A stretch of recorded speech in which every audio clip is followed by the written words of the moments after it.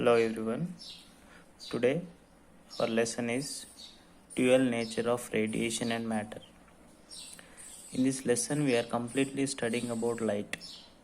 What is the properties of light, how the light is passing in different manner. So generally we know that light is traveling in particle nature a long year back. But coming to the earlier years, the light has wave nature also. This was given complete description about wave nature. He was de Broglie. De Broglie is a scientist. He says that light has wave nature. Light consists has wave nature, and even light also participate in particle nature. That is why light is dual nature. It has dual nature. So coming to next point, electromagnetic waves has established in wave nature. Nothing but every light we are treating is electromagnetic wave. Every radiation it is traveling with electromagnetic wave. So, for example, interference, diffraction, polarization of light.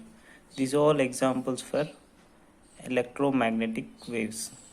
Nothing but light is performing, or light properties is this one: interference, diffraction, polarization, and we have a number of so this kind of phenomenon we are calling photoelectric effect. What is photoelectric effect we will discuss later. Now generally we know the basic points about the dual nature of matter. In this chapter we will discuss about only dual nature of radiation is nothing but light. In the nature we are radiation of and matter. So charge of electron we know that 1.6 into 10 to the power of minus 19 coulombs. So photoelectric effect. So photoelectric effect, it is very important in this lesson. Photoelectric effect discovered by Hertz is a scientist name. So the emission of electron from a metal plate will be illuminated by electromagnetic radiation. This photoelectric effect will be developed like that. The emission of electrons. For suppose if we take any metal surface and the light is coming from source, and if it is incident on the light, some of negative charges, nothing but electrons, will be ejected or illuminated from the metal surface. Then we can say that these kind of electrons we are considering or treating is current. This kind of current we are calling photoelectric effect or photoelectric current. So deeply we will discuss in the next two experiments. So which characteristics it will be depends. So it depends on potential difference between emitter and collector. What is emitter and a collector we will discuss in the photoelectric effect experiment. So and next one, it depends on frequency and intensity of light. The light is depends on frequency and intensity of light. Next definition is work function. The minimum energy, work is nothing but its form of energy, right? So the minimum energy is required to eject electron from a metal surface.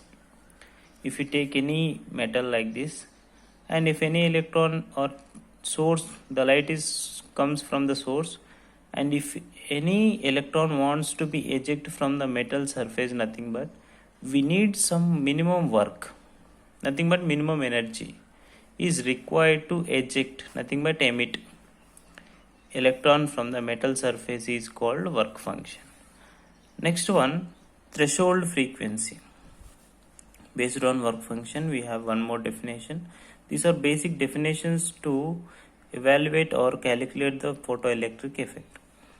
So threshold frequency, the minimum frequency of radiation required to eject an electron from a metal surface is called threshold frequency. Minimum frequency. This is the only starting point of electrons are ejected from the metal surface. The minimum frequency of light. Radiation is nothing but light. The minimum frequency of light is required to eject an electron from a metal surface is called threshold frequency. Next one, threshold wavelength. We know that frequency always reciprocal to the wavelength.